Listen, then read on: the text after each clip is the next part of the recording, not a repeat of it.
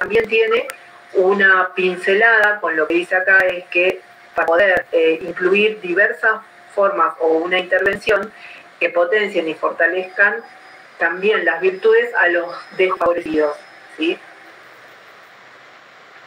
Otra característica es que el conflicto es parte de la acción humana, ¿sí?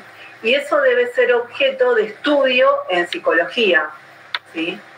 De los conflictos, ¿sí? Es el tema, el sine qua non de lo que es, por lo menos en la parte clínica. El estudio de la ideología como fenómeno humano... Marcela, perdón, una pregunta. Cuando decís el conflicto de la acción humana, el conflicto es parte de lo que es la vida cotidiana, es parte de lo que es la vida del desarrollo del hombre, es parte, ¿sí? como es parte de su día a día, sería. No. Conflicto se diferencian entre lo que son los conflictos, los problemas, pero un conflicto se tiene en toda la humanidad.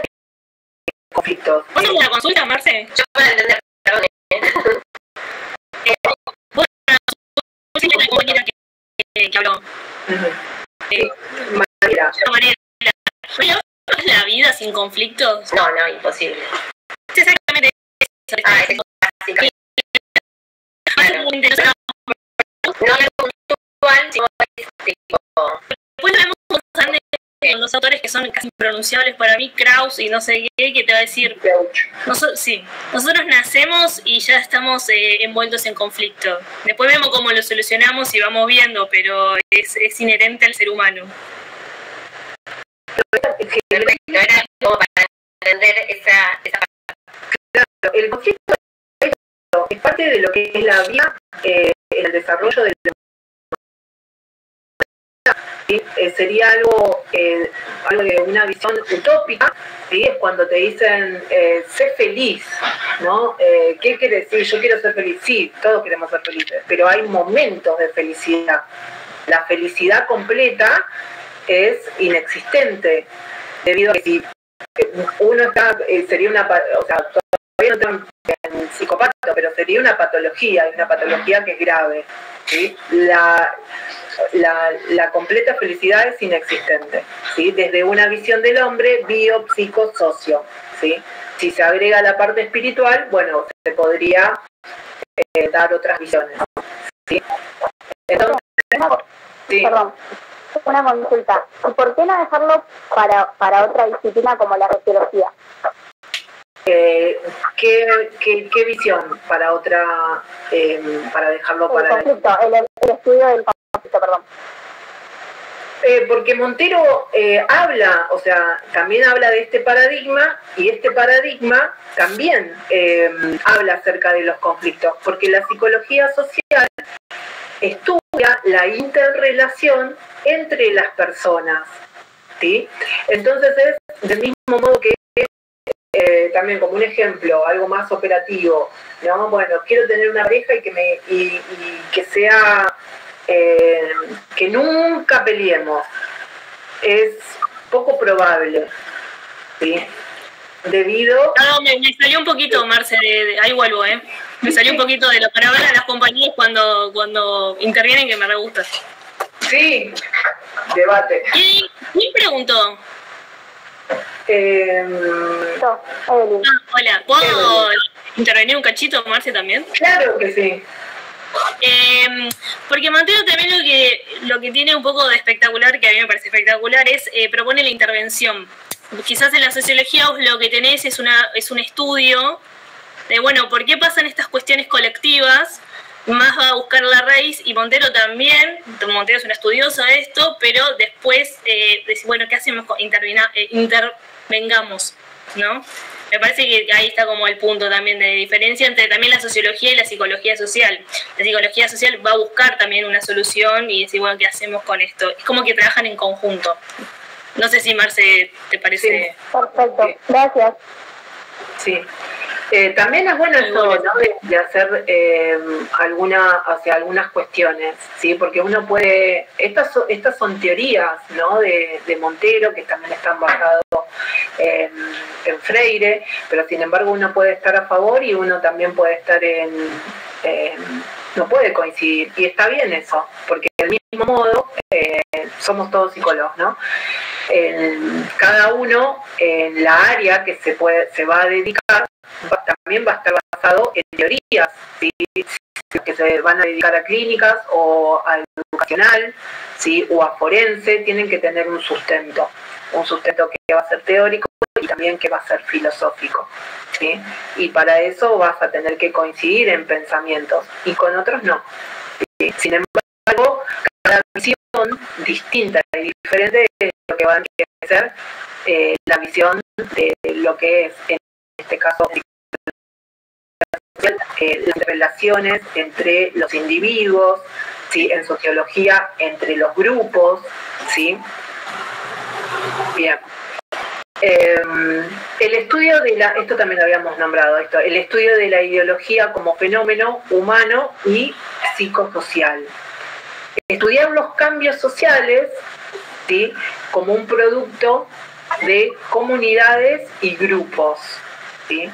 Esto también, los cambios sociales entre comunidades y grupos, también es una visión de la sociología. La psicología debe trabajar para que el sujeto y objeto de estudio pueda tomar control de su vida, o que se llegue a lo más o menos, ¿no? Un bienestar, un 5 puntos. Estudia la vida cotidiana e individual, reconoce el carácter generador de conocimiento del sentido común, ¿sí? Y hay un rechazo a la noción de progreso.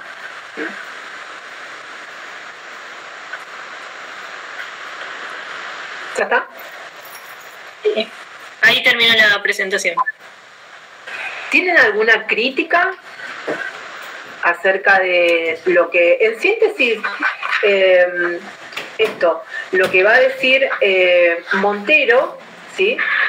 Las características de lo que también se mencionó, que va a haber un contexto, que va a ser crítico, que va a ser participativo, que va a ser transformador, los paradigmas son transformadores, ¿sí? Nosotros venimos recorriendo desde el inicio, un ejemplo desde el inicio del primer laboratorio en Leipzig, ¿sí? Con Wundt, y después con cada modelo que se contrapone o que está opuesto, hay las crisis y surge otro nuevo modelo y paradigma, ¿sí? El punto es de que en cada visión vea el objeto de un modo distinto, ¿sí? No sé, Marian, a vos se te ocurre, a mí se me ocurre una pregunta, ¿no? ¿Cómo se abordaría un ejemplo, con qué paradigma se abordaría un ejemplo, ¿no? La violencia de género? Para pensarlo. Quizás hoy en día y sí. Quizás, no sé, en la época de nuestros abuelos. La diferencia. Como violencia de género. Claro, que algunas cosas antes estaban nada, normalizadas. Claro, nadie se las ponía a criticar ni a juzgar, y hoy en día nada. Hoy en día le ponemos nombre, ¿no? Digo, femicidio, hoy le ponemos violencia de género, hoy le ponemos violencia doméstica. Y antes las relaciones también duraban más, porque las mujeres se callaban. Oye, un día con el divorcio y todo eso, había más sometimiento. Hoy en día. Esto lo que dice Mayra es un punto que lo vamos a ver, que está muy bueno, uno de los autores que se llama Bauman, ¿no? Y que va a hablar, bueno, lo spoileo, pero es re interesante todo esto, que para contrastarlo con esto, con la realidad, ¿no? Nosotros también al estudiar y al tener otra visión, la realidad la vas a ver con otros anteojos, ¿sí? Si acá somos todos psicólogos, te van a decir en algún momento como chiste, ay, no me interpretes, no me saques ningún diagnóstico. No, para nada, porque sería fuera de lugar. Sin embargo, lees la realidad, ¿sí?, con otros tintes. ¿Sí? Cuando haces terapia medio que también, Sí. cuando empezás a hacer terapia. Sí. Te da herramientas, es la idea también de la terapia, digo, que Sí. vos puedas con esas herramientas que te dan poder interpretar la realidad de una manera que nos favorezca a nosotros, porque uno va para sentirse mejor, digo, hay un contexto que te está haciendo mal, entonces vas uno para sentirse mejor, entonces las herramientas que te dan las utilizamos para eso. Sí, quizás lo que antes da risa o era gracioso, para mí como que ya no me da tanta gracia, como que Totalmente. Claro. va cambiando. Claro, más todavía esto, ¿no? Cuando alguien ya por ahí puede hacerse burla, pero desde el desconocimiento, desde la ignorancia de algún trastorno, ¿no? Entonces, generalmente es esperado de que cuando uno empieza a tener más conocimiento, más información, se lea la realidad de otro modo. Es un ejemplo también como decir, uno empieza a saber, no sé, empezás a aprender un idioma, italiano o inglés, y buscás con algún cartel que esté escrito en inglés o que está, no sé, en italiano, vas a tener otra lectura. Bueno, esto es algo similar, ¿sí? Entonces, esto, ¿no? Se les ocurre esto, un paradigma, esto, como decía Marian, ¿no? De violencia de género antes y actual. ¿O es una pregunta? Con los trabajos también, que antes... En el trabajo también, que antes habían más cargos en hombres y ahora hay más mujeres, y eso cambió con el tiempo. Pienso no, yo no como un tema. Si bien sigue todavía todo, pero estamos todavía como en la lucha, pero hay cosas que cambiaron. Algunas empresas, pero otras cambiaron con el tema del trabajo. Sí, son paradigmas estos que van a seguir habiendo crisis, van a seguir emergiendo, ¿sí? Pero por sobre todo también lo que me parece muy interesante en lo que dice Montero, más en Latinoamérica, hace ese cuestionamiento de nos estamos basando en lo que son los modelos, ¿sí?, europeos, en los modelos americanos, de Estados Unidos, ¿sí? Entonces eso también es una de las críticas, ¿no? Por eso lo compara y lo trae con Latinoamérica, ¿sí? Entonces también esto, trayendo también otro ejemplo, la escolaridad en provincia que en un colegio privado de capital, ¿sí? Una enseñanza, sin desmerecer, en la facultad estatal, en algunas facultades, que en una privada.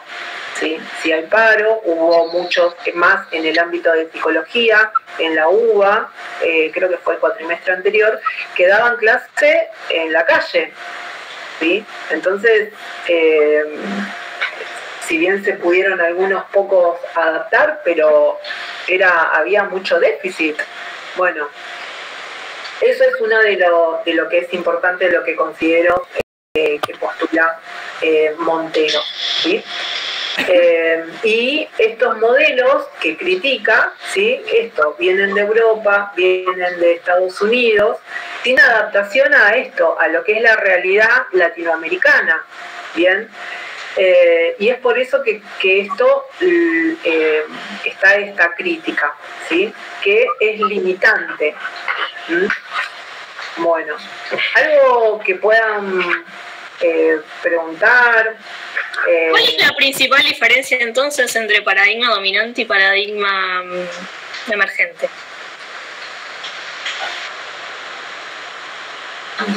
Tiren, vale equivocarse. Lo caché. Es para eso, Pregunta de final, Sí. O de parcial. El dominante es el que predomina,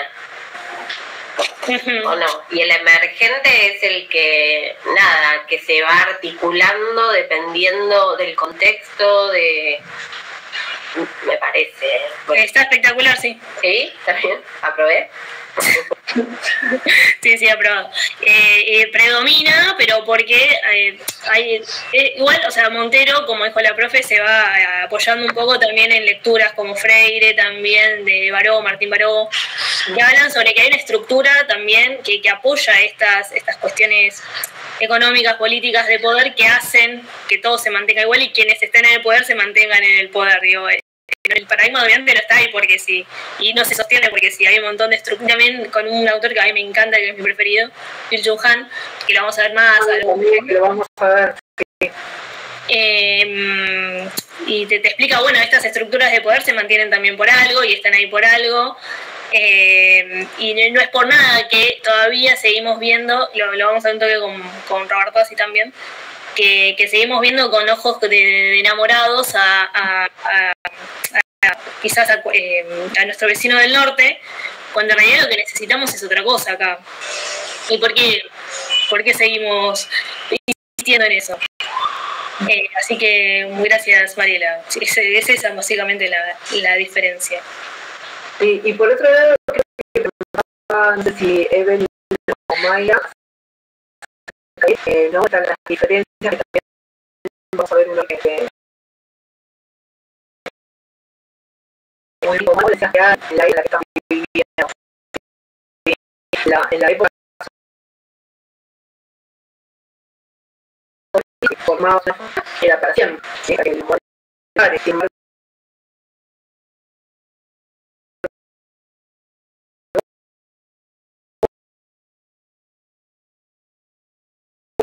y lo se va se forma de época que es líquida, ¿sí? También se forma de sexo que es ejecutable, ¿sí? Que tiene mucho, si algo también no tiene esquema, algo que lo sustente, ¿sí? El net líquida, quizás más adelante, no sé, venga la gaseosa, bueno, ¿sí? Así medio que ya estamos ahí, te digo. Sí, con el usted, no sé qué, medio ahí. Sí. Bueno, una crítica acerca de Montero, ¿sí? No tengo que decirla como era lo que hablaba Mariana sobre los paradigmas, de también por eso tengo que, como que se me viene a la cabeza, que también pierden como adhesión, ¿no? Del pueblo a eso, que pierde fuerza, como que no... Ay, leíste la tecla, sí. Como que uno o sea, pierde como legitimidad, por decirlo de alguna manera, que hace también que uno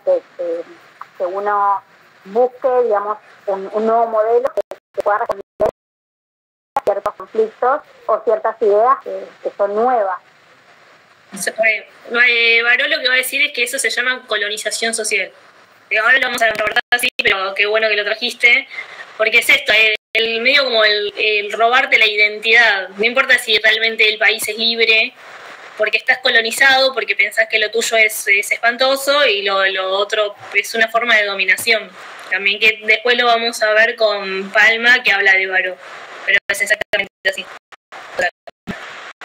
Sí. Así como Miriam, que está por entrar, así sí.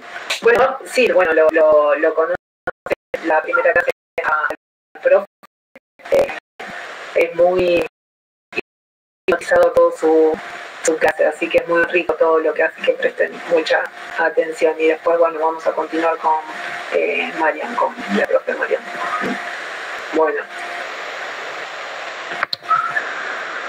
Algo que también se me había ocurrido, se me vino también a la idea esto, ¿no? Hablando acerca de las críticas, ¿no? De idealizando a la parte de lo cultural externo, ¿no? Hasta mismo en la parte musical, ¿no? Que recién, por lo menos se observa, ¿no? Una tendencia a esto, a ver más lo autóctono, ¿sí?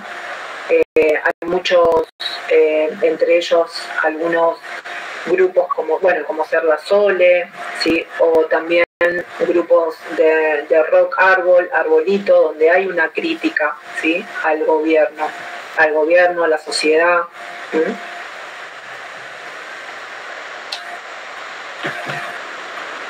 ¿Alguno hace también, qué otras materias se están haciendo?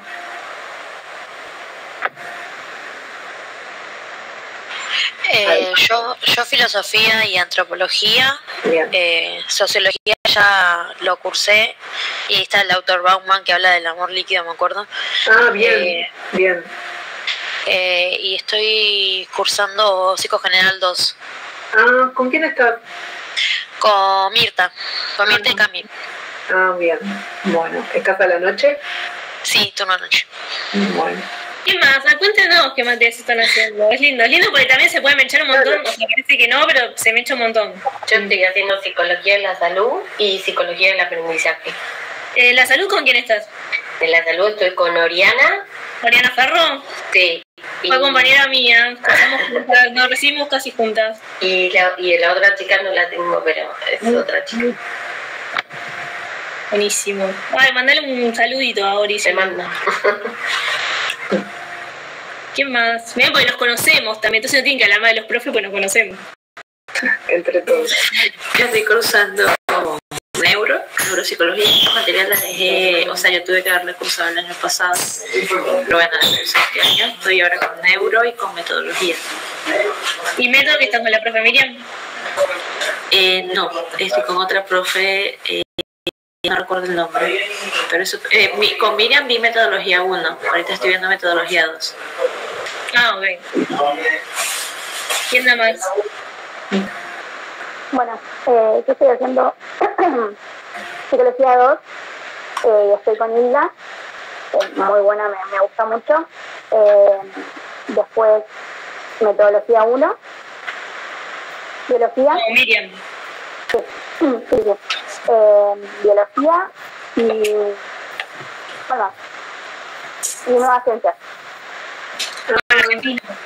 Con Argentina, con el doctor. No, estamos con, a ver, no me acuerdo el nombre del profe. ¿Patricio? Creo que Ay, no sé, vos más, yo lo conozco. Patricio Sánchez. No, muy linda materia, esa me gustaba mucho también.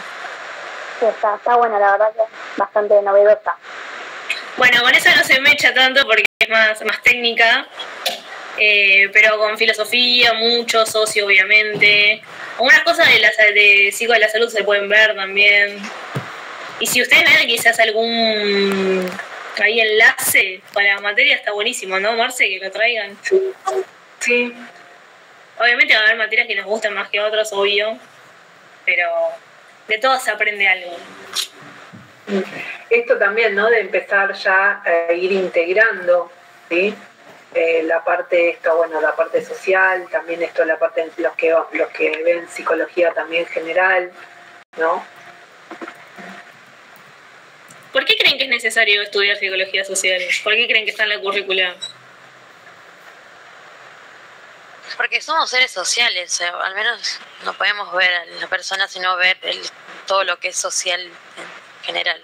Bueno, según una consulta, ¿alguno quiere seguir o piensa? Después uno cambia de idea, ¿no? Pero ¿alguno piensa seguir psicología clínica? Ay, ¿no? Yo todavía no lo pensé. Vieron que pero hay una tendencia, uno se imagina en empresas o se imagina trabajando en clínica o con infantes o en adicciones o no sé, también en clínica discapacidad. Y bueno, por ejemplo, les viene un paciente al que quiere hacer psicología clínica y cómo lo atendemos sin tener en cuenta el contexto, ¿no? Digo, no es lo mismo que nos venga una persona de Salta o una persona de Bariloche, lo atendemos online, ¿no? Que una persona de España, que una persona que está volando, digo, también es comprender que uno es uno y el contexto, y es recíproco. Digo, también a veces uno, porque no sé si les pasó alguna vez que digo, ¿por qué estoy cursando esta materia un viernes a las 6:30 de la tarde? Digo, todo siempre tiene un porqué y de todos podemos sacar algo. Perdón, que mi hijo está llorando. A mí me pasa que esto que lo estaba hablando la profe Marcela, que bueno, yo me crié en un barrio muy bajo, y después empecé a estudiar, empecé a hacer terapia, bueno, como que salí un poco de ese molde y fui cambiando como muchísimo todo en realidad. Y hoy en día como que trato de no pensar que la gente es mala o buena, suelo pensar es ignorante, pero porque ahora estoy del otro lado, claro. Hoy en día trabajo en un banco y veo otro tipo de gente, y en la casa, en el barrio donde me crié, y veo que también no lo puedo juzgar, bueno, obviamente no, pero hay mucha gente ignorante que no tiene los mismos recursos como lo he tenido yo que mis amigos del banco, mis compañeros del banco. Claro. Entonces creo que esto como que explica mucho todo, esta materia, explicar mucho, que se puede ver la parte social, juzgar a una persona si tiene otro, no sé, como que nació en otra cultura, bueno, todo eso. Sí, eso lo que dice Mayra es clave, ¿sí? También es clave en la materia. Sin embargo, también a medida que vayan teniendo más conocimiento, van a poder ver al hombre, ¿no?, como una unidad, que es bio, psico, socio. Yo me adhiero a la parte también espiritual. Y todo esto es una unidad. Entonces, yo me especializo en el ámbito del consumo problemático, en las adicciones, trabajo en una fundación, y hay algo determinante, ¿sí?, que en clases sociales vulneradas predominan más factores de riesgo que los protectores. Entonces, niños a partir de una edad muy, muy infante, de 10 años, empiezan ya a consumir, ¿sí? También esto involucra, como dice Freud en las series complementarias, la construcción de su personalidad, que esto también involucra la parte hereditaria, la influencia genética también. Sin embargo, esto es solamente una parte. El contexto, ¿sí?, y las condiciones actuales tienen un factor, si no sería algo muy determinante, que si bien hay una tendencia, pero no condiciona, ¿sí? Ahí entra la parte, también lo que se llama la parte espiritual, que trayendo, ¿no?, a este autor, a Viktor Frankl, que habla acerca de la parte espiritual. Pero cuando digo espiritual no es únicamente a la parte religiosa, no, sino a los valores, ¿sí?, como la libertad de elegir las conductas, ¿no? Trayendo, ¿no?, a Frank, lo conocen, ¿no?, existencialista, donde él crea la escuela, la tercera escuela vienesa, que es la logoterapia, que es la búsqueda del sentido, porque él, a través de su atravesó lo que fue el Holocausto, ¿sí?, fue prisionero, cuenta todo en el libro El hombre en busca del sentido, ¿no?, y se cuestiona, ¿sí?, el tema de esto, que todos los sujetos, todas las personas tienen la libertad de elegir, ¿sí? Entonces ahí es donde menciona la parte espiritual, ¿sí? Es un libro, ¿lo conocen, chicos? ¿Lo leyeron? Porque es una obligación leerlo, ¿eh? Sí. Lo tienen que leer. Lo ven. Sí, yo lo vi. Sí. No lo leí, pero sí me han recomendado y lo he escuchado. Hay que leerlo. O sea, hay autores que los tenés que leer, o sea, no hay esto, hay que leerlo. ¿Sí? ¿Por qué? Porque es más rico en la visión del hombre, o sea, cómo posicionar. Te ayuda a tener otro enfoque de la situación. Después cada uno se lo va acomodando a como lo quiere ver o cómo lo quiere interpretar. Pero Exacto. Es otra visión totalmente distinta que está buenísima. Sí, pero esto es lo que decía Mayra, ¿no? La parte del contexto, sí, es clave, ¿sí? Debido a que somos seres sociales, somos seres gregarios, ¿sí? y hay una tendencia, y más en ciertas etapas evolutivas de la persona, un ejemplo, los adolescentes, es esperable que funcionen y se adhieran a grupos, a grupos de pertenencia. ¿Sí? Bueno, ahora, ¿a qué grupos de pertenencia? Bien, más allá de la influencia de la primera escuela, que es la familia, ¿sí? Esto también, pero más allá de todo eso, uno de ellos, un sujeto conocido, ¿no? Como Tevez, donde nació en un contexto vulnerado, sin embargo, a raíz de lo que es el deporte, ¿sí? Y también, bueno, el don que tiene, como que tuvo como deportista, puede sobresalir, ¿sí? Bueno, entonces el hombre no está condicionado, no está determinado, ¿sí? Bueno, esto es lo que contaba Mayra, sí, está bueno. Marcela, ¿te puedo preguntar algo del parcial de paso? Sí. ¿Va a ser virtual? Sí, Okay. es virtual, van a tener un horario, ¿sí? Generalmente son el de la clase. Sí, es amplio el horario y es una sola oportunidad. O sea, una vez que entras, no tenés después que decir, no, mejor no, lo entro a las 10 o entro a las 8, no. Entrás y lo tenés que hacer, no hay vuelta atrás. Sí. Pero tenemos que entrar como a la clase con la cámara o es en el campus. Era el domiciliario, ¿no? Marcel leía igual. Es domiciliario, no es necesario Okay. la cámara. Sí, pero sí hay un horario y hay un tiempo. Claro. ¿Es Choice, profe? No, se estaba evaluando eso, Marcel, ¿no? Sí. Sí. Quizás es como un domiciliario que tienen que trabajar con IA, pero dan una vuelta de torta. Perdón, ¿qué es domiciliario? Yo no entiendo. Domiciliario es que vos tenés las consignas, tus preguntas, las haces en la tranquilidad de tu casa, pero a ver, las preguntas no son qué dijo Bauman, qué dijo la profe, qué dijo tal, sino es más interpretación de cada uno. Que tenés que sí o sí leer, no hay forma de que lo puedas... Tenés que asociar textos. Claro. Sí. Y se había planteado a trabajar con un poco con inteligencia artificial porque es una herramienta que llegó para quedarse, pero todavía se estaba charlando, ¿no, Marce? Sí.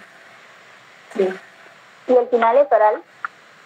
Sí. También. El final es oral, presencial no, perdón, es oral, así como en clase, con cámaras prendidas. Generalmente se suele entrar de A3 o de A2 con la cámara abierta. Sí, es en grupo, pero no es en equipo el final, es en grupo. Marce, te consulto una cosa, no sé si vos querés que yo vaya a pues, dale, sí, así y no queda... si entra el profe, paramos. No hacemos recreo, no hacemos corte, perdón, pregunto. Me parecía que era como muy temprano, no sé qué dice Marce. No te pregunto por las dudas. Yo diría que sí, o sea, ¿están muy cansados? Si la atención si la atención está muy cansada. No, yo voy 2 segundos al baño y vuelvo. Bueno.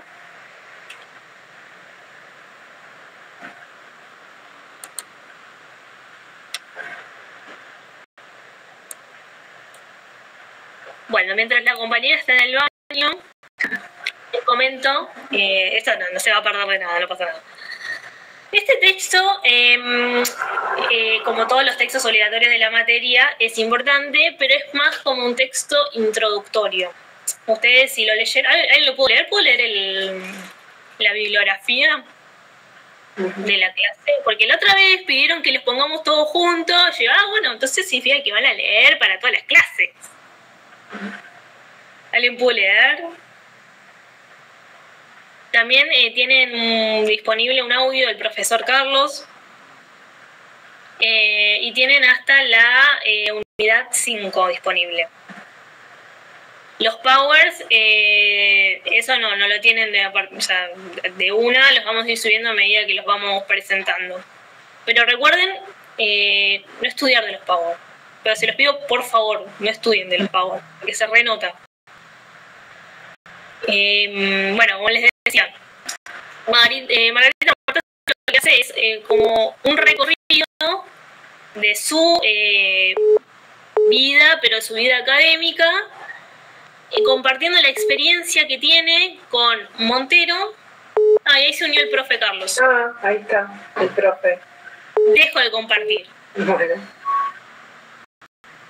Vamos a escuchar al profe Carlos. Sí.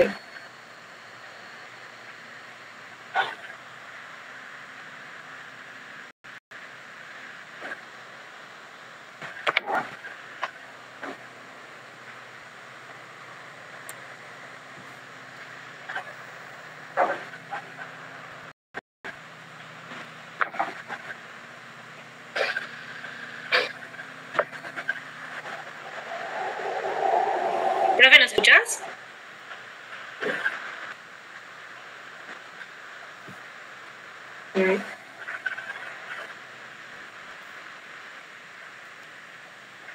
Profe.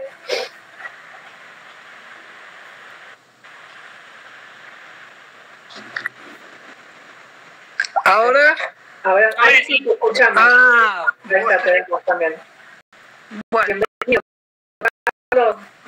muchas gracias. Muchas gracias. Cuéntenme un poquito, si ustedes quieren terminar de hacer, de dar algo, pues me tengo que comunicar con el celular porque tuve un problemita con la compu. Entonces, cuéntenme ustedes en qué están y veo si desarrollo ahora la clase o espero un ratito que ustedes me digan. La profe Marce terminó de dar Montero, estuvimos charlando un poquito sobre paradigma emergente y paradigma dominante. Está bien. Y mientras esperábamos dijimos, bueno, damos un poquito de Robertazzi, pero como que recién empezaba, si no, como vos prefieras. No, terminalo y después yo les doy la parte esta de la postura nuestra, digamos, con relación a la psicología social. Ustedes dan ese pantallazo de los dos autores, Montero y Robertazzi, ¿dieron? Sí, Montero lo dio Marce, yo estaba por dar Robertazzi. Dale, yo espero. Dale. Disculpen la interrupción, ¿eh? No, por favor, Carlos.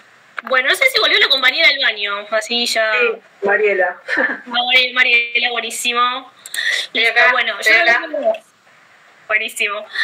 Bueno, como les decía, entonces va a dar como va a explicar su recorrido académico, va a explicar los acercamientos que tuvo con Montero y también con Barón. Entonces la idea un poco principal es... ¿Se ve bien? Me parece que no, ¿no? Ahí lo voy a poner. La idea un poco principal es traer, porque lo vamos a seguir trabajando a Baró. Baró es un autor muy importante, psicólogo, filósofo, salvadoreño, tuvo como una vida compleja, un final un poco complejo. A mí me encanta, lo vamos a seguir viendo, pero algo un pantallazo de algunas cuestiones que son muy interesantes para la materia. Un poco ya lo había adelantado la compañía, me olvidé el nombre. Así que empecemos. Acá es un poco que la formación que tiene Robertazzi y Margarita, que es licenciada en psicología, es también doctora en psicología, es investigadora, dirige muchos proyectos. Creo que tiene a cargo la materia de psicología social en la UBA. Esto es como para dar un pantallazo y que conozcan quién es. Como les comentaba, ella se enfoca bastante en la obra de Martín Baró.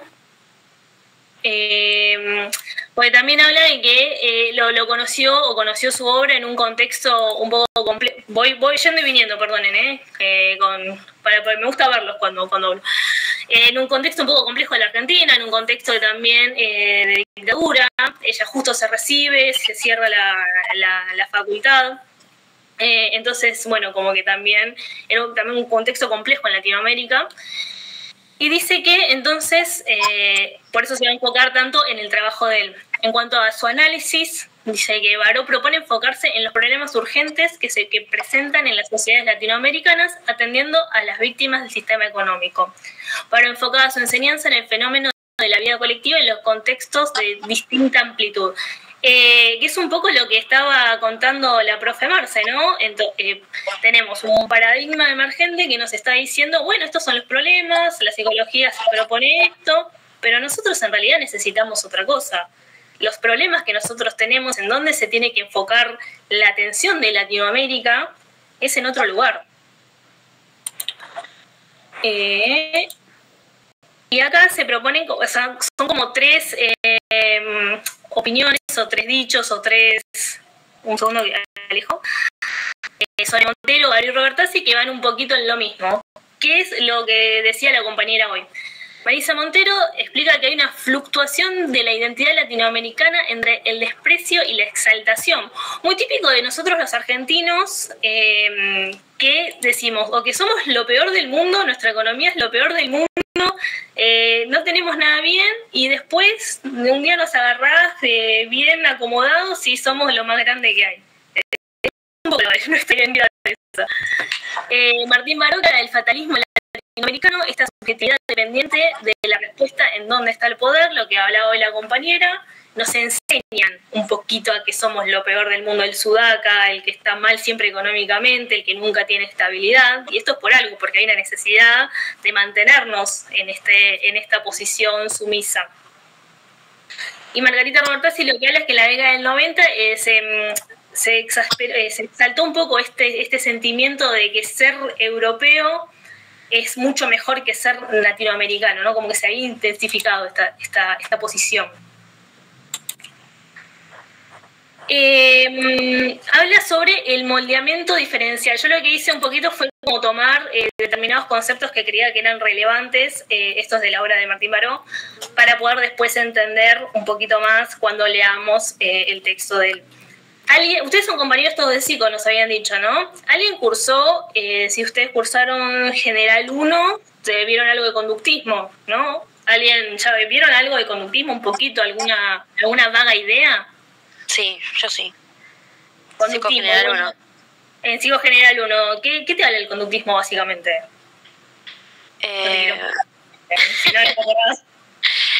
No, bueno, me acuerdo, por ejemplo, de Pavlov. Sí, esa es la primera, claro. Sí, Skinner. Ok.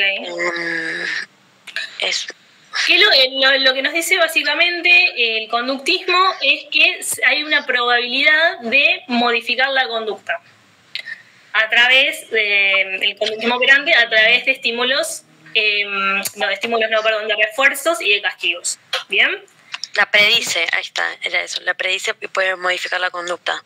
Claro, puedes modificar la conducta porque uno dice más o menos, si le doy a lo que le gusta, voy a ser propensa a esta conducta, si le doy a lo que le disgusta, voy a disminuir la conducta, ¿no? El moldeamiento diferencial es un concepto del conductismo que te dice que yo quiero una conducta, quiero llegar a una conducta determinada. ¿Por refuerzos positivos puede ser? Por refuerzos positivos, como dice la compañera, perfecto. O negativos. No, esto es solamente con positivos porque lo que te va a decir el conductismo es siempre tiene mayor... el moldeamiento de la conducta es con los refuerzos positivos. Con el castigo... mayor resultado... Mayor resultado va a tener el refuerzo positivo, exactamente. Entonces lo que vamos a hacer es yo quiero llegar a una conducta X. Cada respuesta que me va a dar el sujeto que se parezca más a esta conducta que yo quiero llegar, la voy a reforzar. Y la como adiestrar a perros, ponele, supongamos. Es que el conductismo, el mejor ejemplo siempre es el entrenamiento canino, pero siempre, te juro, hasta para estudiarlo. Entonces ese es el moldeamiento diferencial. ¿Por qué se llama diferencial? Porque aquellas conductas que no se parezcan a la conducta que yo quiero, aquellas respuestas que no se parezcan a la conducta que yo quiero llegar, no las voy a reforzar. Entonces hago esta diferencia. Algo que hace que me encanta, algo espectacular, es llevar todos estos conceptos que son bastante individuales. La conducta es una cuestión, el conductismo es algo individual que se hace sobre sujetos, la lleva a lo colectivo.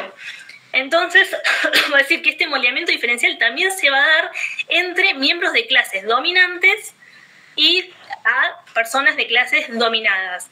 No como un producto simple, sino como un proceso mecánico y que se va a dar de forma histórica. Entonces, todas aquellas conductas que yo quiero que esta clase dominada tenga, las voy a reforzar. Y aquellas conductas que quiero evitar, no las voy a reforzar, o también en tal caso las voy a castigar.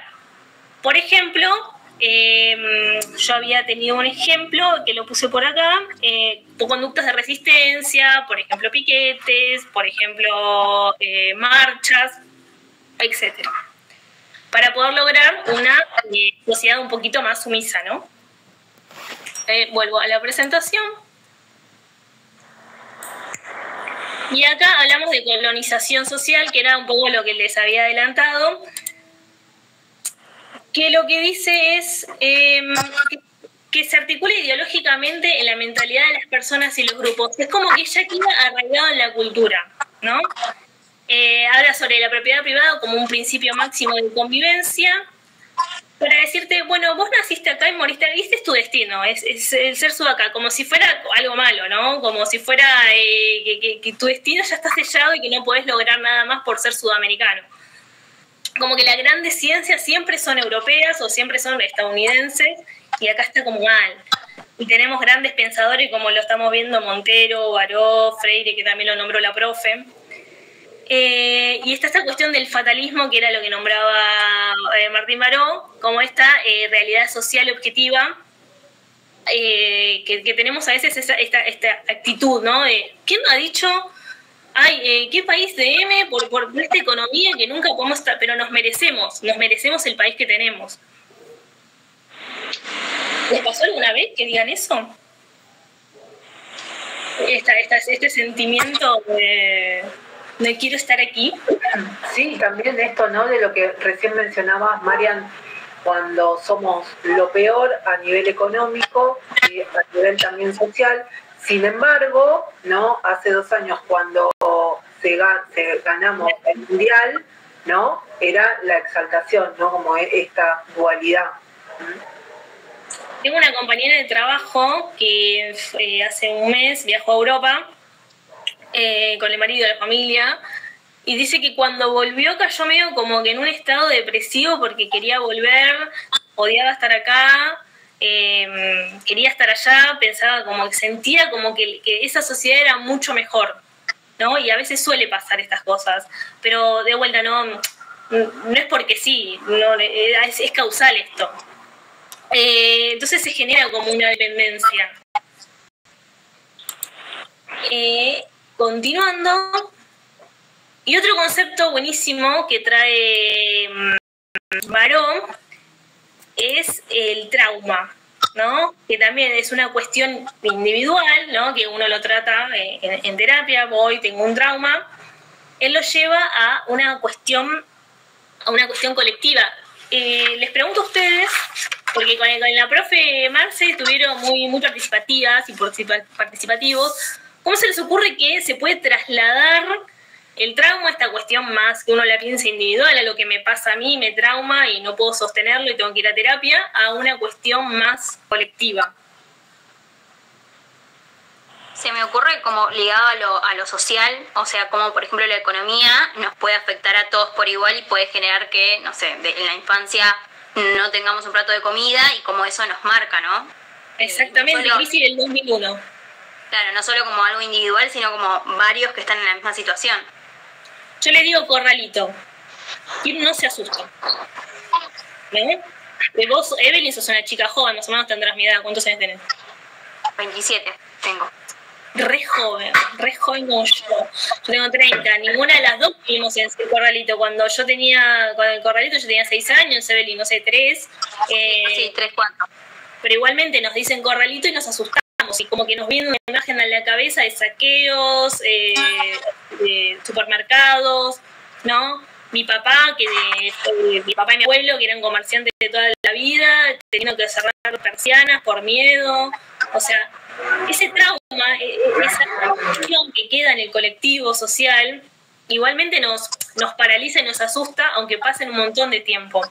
Entonces, lo que va a decir Baró es, bueno, en el modelo médico, en el modelo que nosotros seguimos, por ejemplo, en la clínica, es individual y es imprevisible.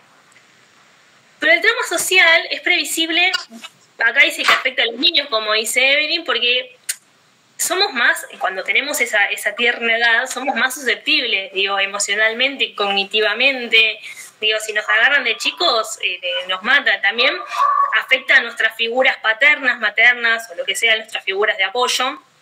Entonces vemos que se cae quien nos debe sostener. Lo que dice que es al pensarlo dialécticamente como un producto de determinadas relaciones sociales dadas en una estructura social, habría que contextuarlo según esas relaciones sociales, políticas y económicas, inhumanas y opresivas que son capaces de generar una situación traumática. Otra que tenemos también es la dictadura. Digo, yo no vi ninguna de todas las que tuvimos, pero no sé, nos dicen una Falcón Verde y también no nos asusta, no nos pone mal, nos dicen facto y nos pone mal. Son esas cosas que nos van marcando como sociedad y que quedan como en el colectivo. O pensar esto como cuestiones que es como toda una masa que compartimos historia, que compartimos sentimiento, que compartimos, digo, más allá de que hoy en día, por ejemplo, la política está muy dividida políticamente, está muy dividida económicamente, digo, hay determinadas cosas que igualmente compartimos porque somos una sociedad. O las guerras también podrían llegar a ser. No quiero olvidar. El COVID. ¿Cómo? Pasamos. El COVID.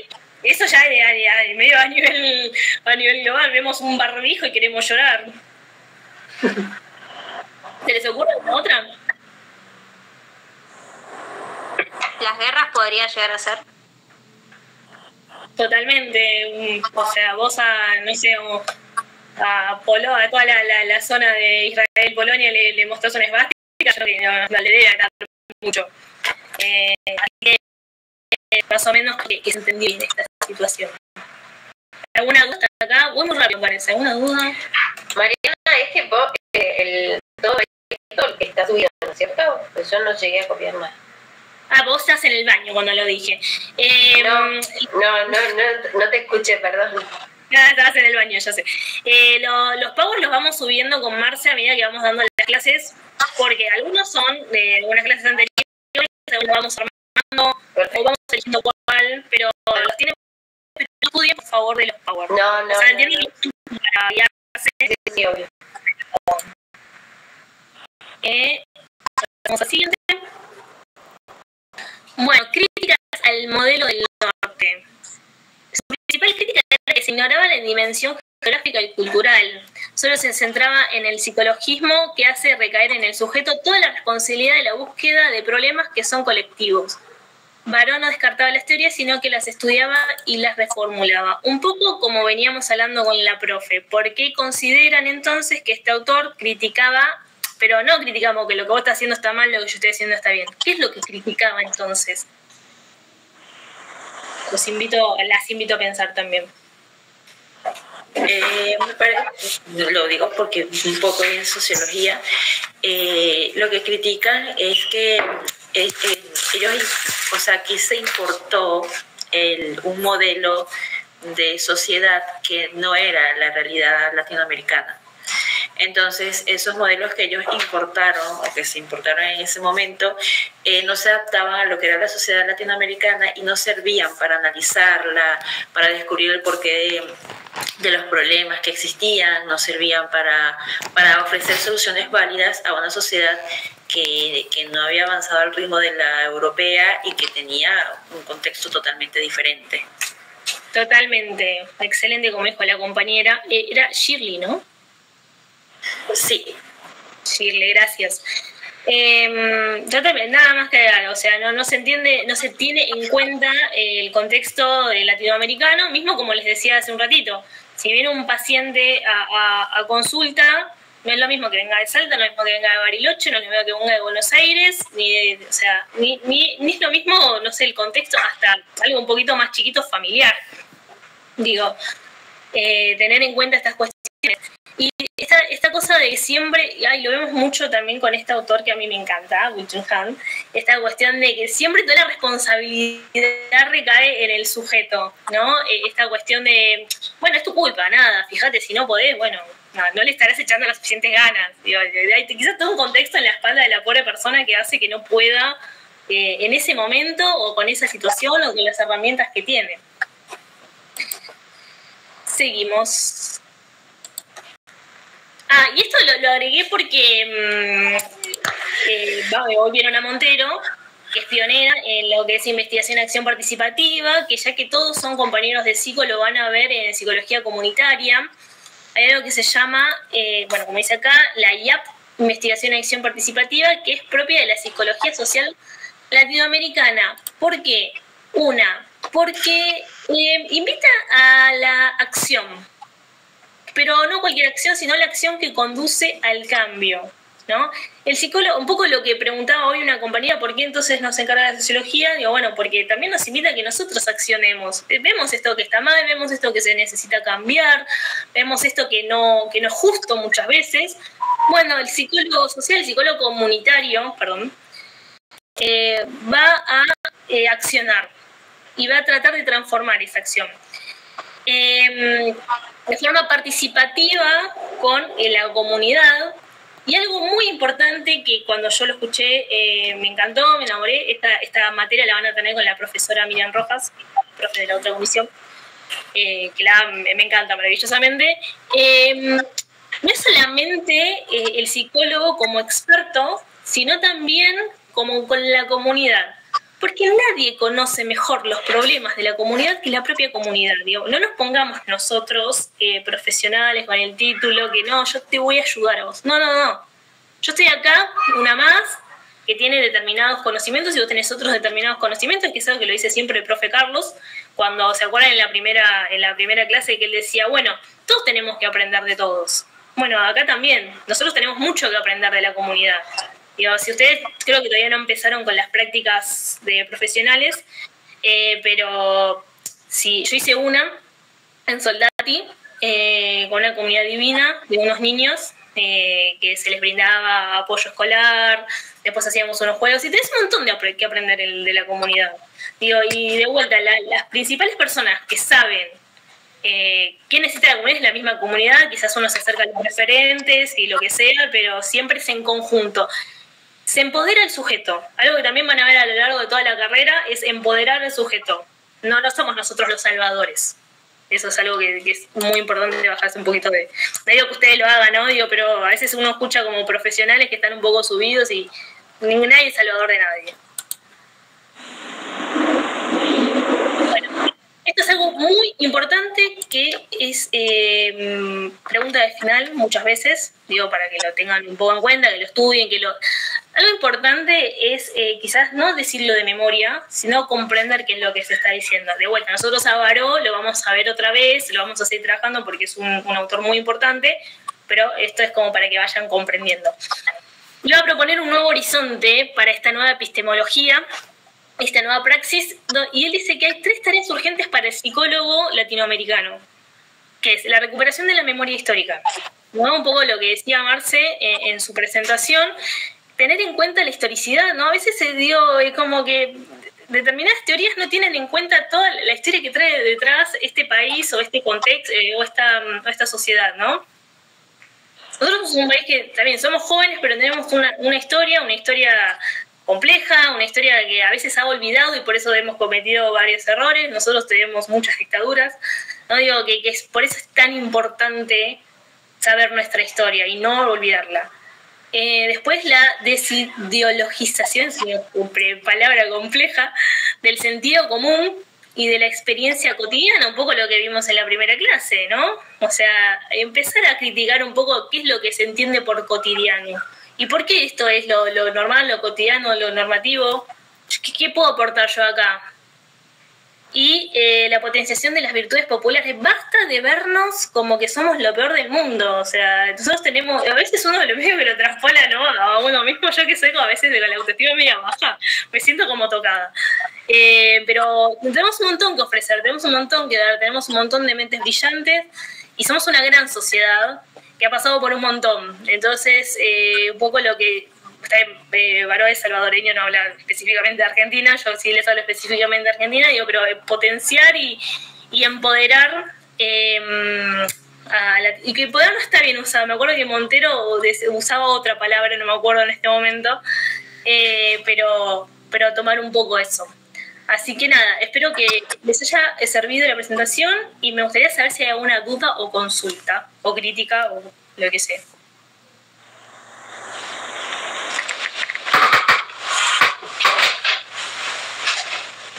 No, me parece que Baró es más que claro. Y a mí me encanta Baró. Todavía yo no lo leí a este autor, había leído Montero, pero me parece como claro. Sí, es muy claro, es muy directo también. Es un activista, Baró. Es genial. Después, si pueden también buscar un poco la bibliografía, es muy interesante. Ella, no me acuerdo, jesuita o algo así también. Siempre está en los barrios de emergencia, así que está muy bueno. No sé, ¿alguna opinión, duda? En la bibliografía está en la unidad 2, ¿no es cierto, Baró? Porque en la unidad 1 yo no lo encontré. Está en este texto. Sería unidad 2. Le puso el texto de Baró. Porque este está en la unidad 1, clase 2, ustedes en la unidad 1, todas las unidades las divido por clases. Okay, las dividimos por clases. Entonces tienen, por ejemplo, clase 1 y en la clase 2 de la unidad 1, que sería está este texto de Robert Tassi, el texto de la profesora que dio la profesora Marce, y después ya pasamos a la unidad 2, que también está dividida en clase 1 y clase 2. Perfecto. Bueno, por mi parte estamos, y si no tienen más dudas o consultas, lo dejamos todo en manos del profesor Carlos.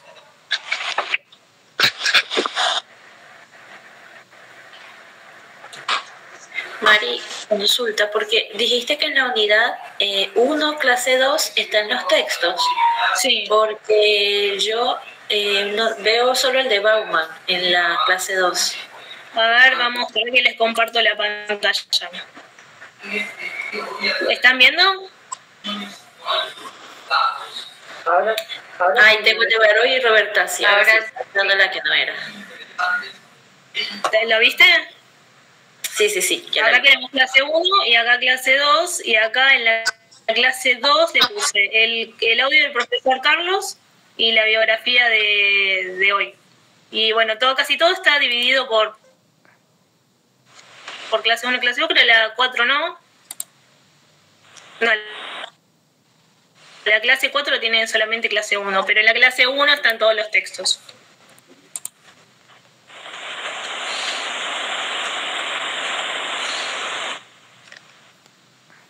Bueno, profe Carlos, todo tuyo. Muy bien, señorita, muy bien, muy linda clase. Muchas gracias. ¿Así me escuchan y me ven bien? sí. Yo te escucho, no veo cámaras, me parece que igual es mi internet. ¿Cómo? Yo no veo cámaras, pero me parece que es mi internet, solamente la veo a Shirley. Me parece que me anda mal mi internet, pero No, la del profe está un poquito desplazada, pero yo sí veo cámaras. Veo la de Mariela, la de la profe. Sí, algunas se ven. Sí, claro. Ahí se ve, Carlos. Se ve. Bueno, perfecto. ¿Arranco entonces? Sí. Bueno, macanudo.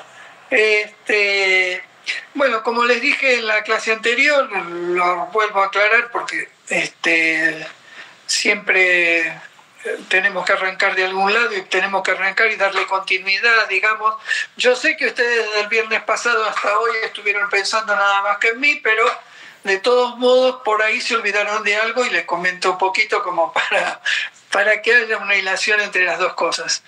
La idea nuestra es que mientras Marcela y Mariana van desarrollando todos los autores con los que nosotros fuimos construyendo este programa de psicología social, esta propuesta, la parte mía consiste en tratar de darles el enfoque que nosotros consideramos sobre esos mismos temas que ustedes van viendo a los autores como Baró, Que entre paréntesis también les quiero decir que me parece muy interesante lo de Margarita Robertazzi, que es una mujer re macanuda y que está laburando mucho en las empresas recuperadas, pero está poniendo el lomo realmente, está yendo con los grupos, está trabajando mucho con ellos, porque está utilizando la psicología social de un modo transformador muy interesante, les comento, porque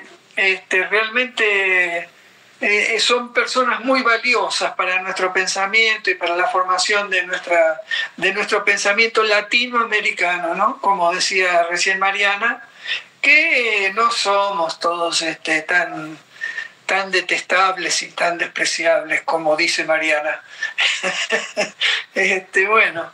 Porque yo soy coreana, Carlos, por eso. Buenísimo. Después te cuento lo que pienso de los coreanos. No, por suerte, una de las cosas que voy a decir hoy justamente es este tema de las diferencias, ¿no? Nosotros lo que vamos a enfocar, les hablé de 3 enfoques de la psicología. La psicología trata del alma humana, digamos, y de lo que quiere decir más bien que trata de la subjetividad. Y hay 3 aspectos, pero estos 3 aspectos es una necesidad científica para que la ciencia pueda construir conocimiento sistemático acerca de aspectos que son diferentes dentro de lo que es la subjetividad en los seres humanos. Y no es que sea una división, que de pronto son líneas paralelas que se van dando en el proceso de la vida del ser humano. En ese sentido les comento que, digamos, hay como 3 líneas. Esto yo lo dije en la clase pasada, pero es para arrancar nada más, ¿no? Hay 3 líneas. Uno es la intrasubjetiva, o sea, lo que ocurre a nivel del sujeto singular, la relación entre el deseo y el goce, las frustraciones, las alegrías, las tristezas que de pronto van componiendo las experiencias de un sujeto singular, de cada uno de nosotros. Después está otro aspecto de la psicología que estudia y pone su mirada sobre la relación entre el organismo viviente, que es soporte de un ser humano. Un ser humano no se construye, no se constituye, no se desarrolla en cualquier tipo de ser viviente. Una planta, por ejemplo, no es lo mismo que un ser humano. El ser humano tiene que tener ciertas cuestiones biológicas que se tienen que dar también. Ahora, esto es generalmente lo que se fue desarrollando más que nada en las psicologías cognitivas, en las psicologías conductistas, en la psicología como la piagetiana, por ejemplo, que dan cuenta de cómo es el desarrollo de todo el proceso, de cómo el sujeto se relaciona con los objetos, digamos. Y después está la interacción entre el sujeto y los otros sujetos, que ahí es donde entra la psicología social. Entonces, en la psicología social lo fundamental es tratar de analizar cómo es que se construyen los vínculos entre sujetos. Estos son 3 aspectos de la subjetividad que no están separados. No es algo que ustedes lo van a poder visualizar claramente separado, sino que son aspectos en los que van centrándose determinadas disciplinas, determinados conjuntos de conocimientos en los que se van produciendo modos de procedimientos diferentes. No es lo mismo el proceder de un psicólogo social que el de un psicoanalista. El psicoanálisis es el que se aboca a lo que tiene que ver con todo lo intrasubjetivo, todo lo que tiene que ver la relación del deseo y el goce, la búsqueda de la felicidad del ser humano. La psicología cognitiva, la psicopedagogía y las otras psicologías como las neurociencias, por ejemplo, están más bien abocadas a la relación entre el sujeto y la verdad, el sujeto y lo real, digamos, ¿no? Y por último, la psicología social es la que está abocada, como les decía, a el vínculo con el otro, a la posibilidad de construir en forma compartida. Esa construcción compartida es prácticamente lo que podríamos decir, así como dijimos, la búsqueda de la verdad, la búsqueda de la felicidad, en este caso es la búsqueda de la justicia, porque la justicia consiste en eso, consiste en que entre todos podamos unirnos para construir productivamente. En ese sentido, tenemos que empezar a analizar al ser humano cuando nace. Una de las cosas que les quiero mostrar así como una especie de metáfora, que tiene que ver con los primeros desarrollos del ser humano, es que nosotros vamos teniendo muchas experiencias, nosotros vamos cambiando todo el tiempo, desde que somos bebé, que nacimos, que salimos de la panza de la madre hasta la muerte. Estamos siempre cambiando, estamos cambiando las células, todo, biológicamente, psicológicamente, todo vamos cambiando. Pero para poder ir cambiando tiene que haber alguna constante, porque si no sería una experiencia determinada que no tiene nada que ver con la otra experiencia. Eso es lo que pasa en la psicosis, cuando no hay una unión entre todas las experiencias y van teniendo una imposibilidad. Por eso dicen que el psicótico no puede acceder a la ley. La ley es lo que nos une, digamos, y lo que nos permite tener en común una serie de códigos que vamos construyendo y que se basan en estas experiencias que si no están unidas no tienen la posibilidad de que se constituya el sujeto, no tienen la posibilidad de que se constituya el ser humano. ¿Qué quiero decir con esto? Que tiene que haber algo que se tiene que mantener a lo largo de todo el tiempo. Por ejemplo, una cosa bien entendible, digamos, y fácil de entender, es el nombre propio. Uno se llama de la misma manera cuando nace hasta que muere. Ese nombre propio, la función de tener un nombre propio es la función de tener algo constante sobre lo cual se van tejiendo todas las experiencias. Las experiencias pueden ser malas, buenas, pueden ser divertidas, pueden ser tristes, hay un montón de formas de calificar cada experiencia, pero lo cierto es que todas esas experiencias tienen una ligazón que tiene que ver con eso que es singular en cada sujeto, en cada ser humano. Esta singularidad se teje y es fruto, digamos, es la manifestación del hecho de que tenemos que tener identidad. Nosotros no podemos no tener identidad. Los seres humanos somos los únicos que tenemos nombre propio. Los perros, los gatos, todas las demás especies pueden ser individuos de una especie como elementos, un elemento más. Cada perro se conoce a otro perro como un elemento de su especie, pero nada más. Nosotros cuando le ponemos nombre a nuestros perros es porque lo estamos humanizando, estamos haciendo una antropomorfización del animal, digamos, por el hecho de que podemos convivir. Son animales con los que podemos convivir por toda una serie de cuestiones que se dio en la historia de la humanidad. Y lo cierto es que le ponemos nombre y es parte de y lo hacemos parte de nuestro ecosistema, dentro de lo que nosotros sentimos como valioso. Y forma parte de nuestra identidad también.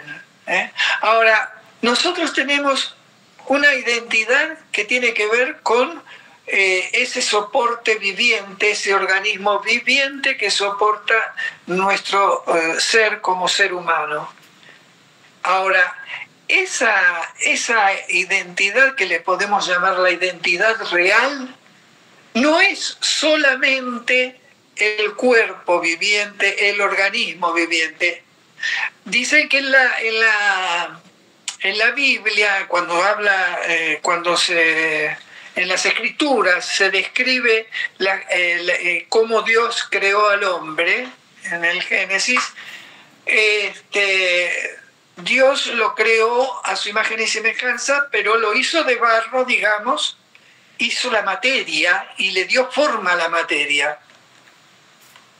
Pero Dios, cuando lo hizo a su imagen y semejanza, no alcanzaba con esa materia, no alcanzaba con darle forma a la materia que tenga que ver con su imagen y semejanza, sino que había que agregarle algo más a eso, que es lo que en la Biblia le dice que es el soplo vital, que es el espíritu. Ese soplo vital es algo que es peculiar de lo humano. Ese soplo vital no lo tienen ninguna de las otras especies. Tiene que ver con algo que va más allá de la materia, que es diferente de la materia, que es algo que constituye al ser humano más allá de ese soporte biológico, de ese soporte material. Pero la identidad real no es solamente ese soporte material.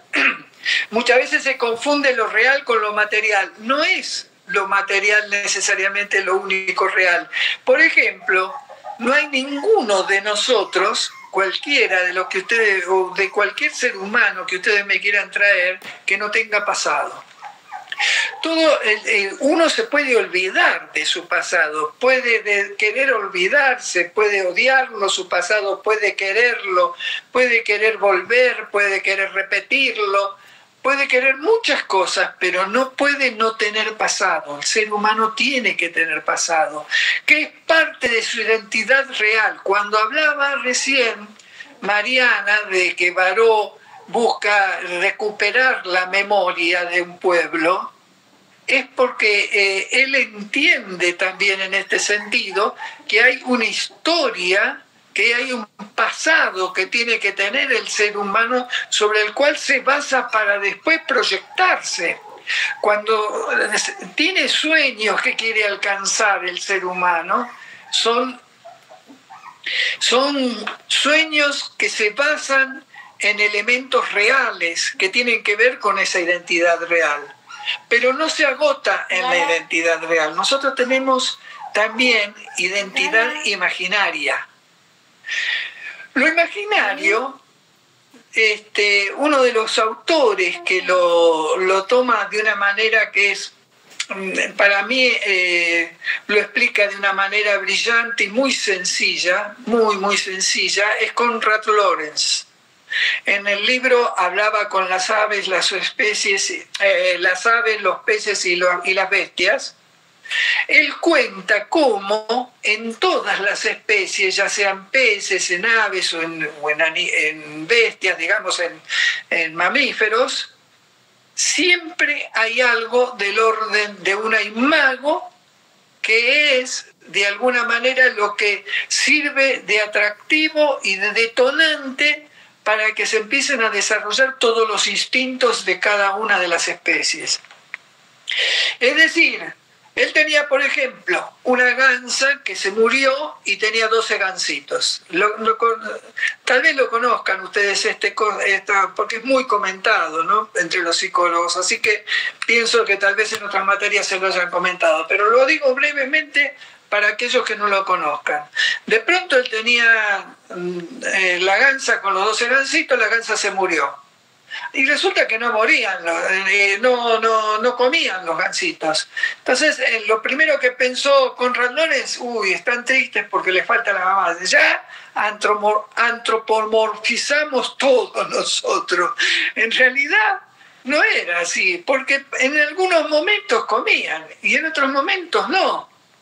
Entonces se fijó a ver qué pasaba. Si él se acostaba al lado de los gansitos y les daba de comer en la boca, no comían. Si él se quedaba parado y le iba tirando así el maíz para que lo coman, no lo comían. Y se dio cuenta que cuando se ponía en cuclilla, sí comían. Entonces empezó a hacer experimentos.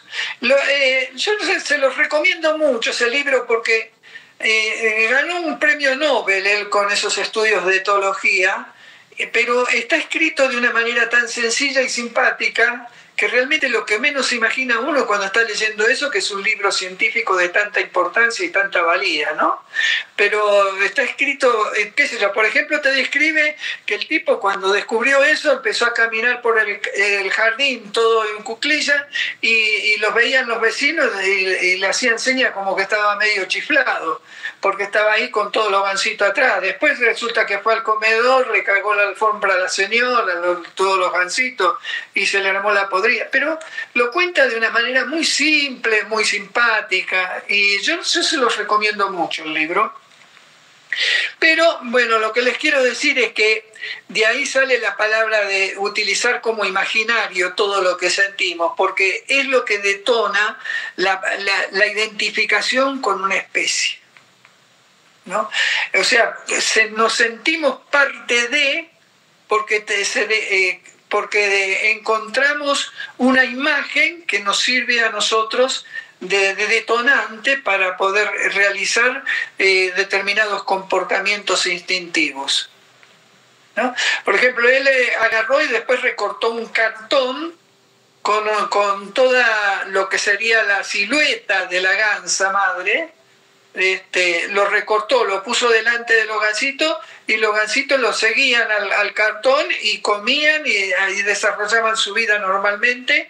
Así que eso de la tristeza de que se le murió la madre, cuento chino, ¿no? Bueno, no digamos chino, coreano, digamos para que estemos más cerca de nuestra compañera. Pero este asunto de lo imaginario tiene que ver con el hecho de que todo lo que sentimos tiene como base un imago que nos resulta atractivo, que nos resulta motivador y nos hace desplegar nuestros instintos. Pero ¿qué pasa? Que el ser humano no tiene ningún instinto. El ser humano es prematuro, nace prematuramente, no tiene todo el sistema neurológico desarrollado cuando nace. Hasta los 7, 8 meses más o menos, por ahí, con más menos 8, o 9 o 6, por ahí, no se reconoce como una unidad del bebé. Si de pronto mueve las piernas, pero no lo siente como parte de sí mismo, no hay ningún tipo de coordinación posible. No es como el perro, el gato, que de pronto nacen y al ratito ya empiezan a arrastrarse porque ya empiezan a coordinar el movimiento de las patitas con el movimiento de la cabeza para tirar para el lado de la teta de la madre, qué sé yo. Todo eso el ser humano no puede hacerlo, porque el ser humano es el animal más indefenso que hay cuando nace.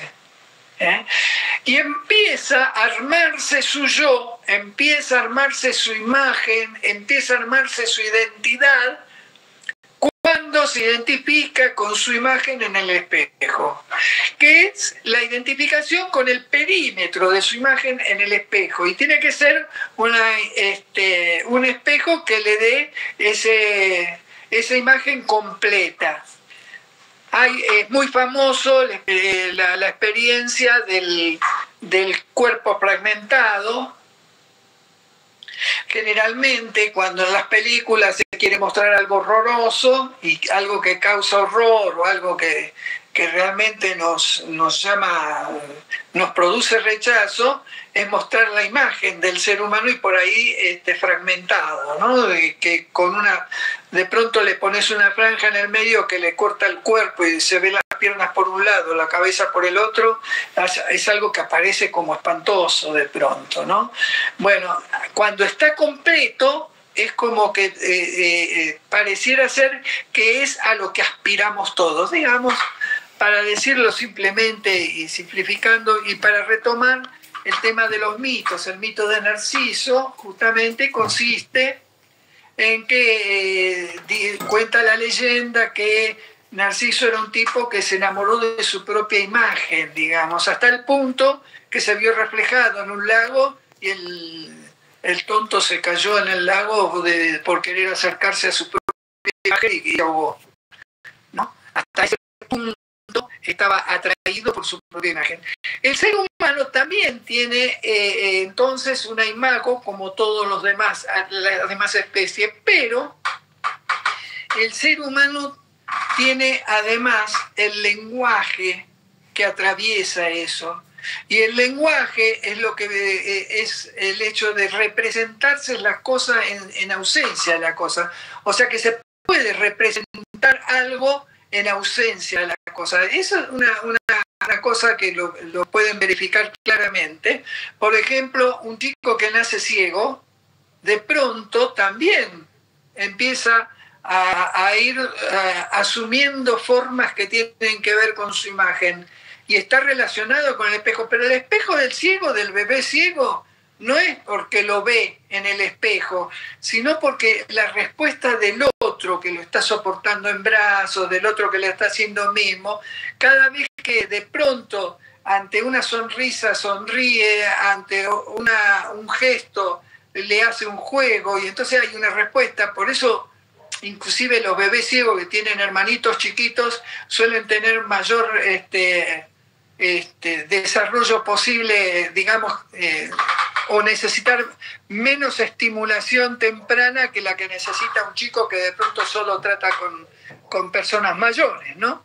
Pero de todos modos, lo que quiero decir es que esa imagen de todos modos, a través del lenguaje, a través de las expresiones, a través de la reacción de los otros, se va conformando esa imagen que se busca, ¿no? Y así la vamos buscando y la vamos representando de diferentes maneras. De pronto el chico que se sonríe, cuando le sonríen, uy, mirá, se sonrió y se empiezan a reír todos con él y todo eso,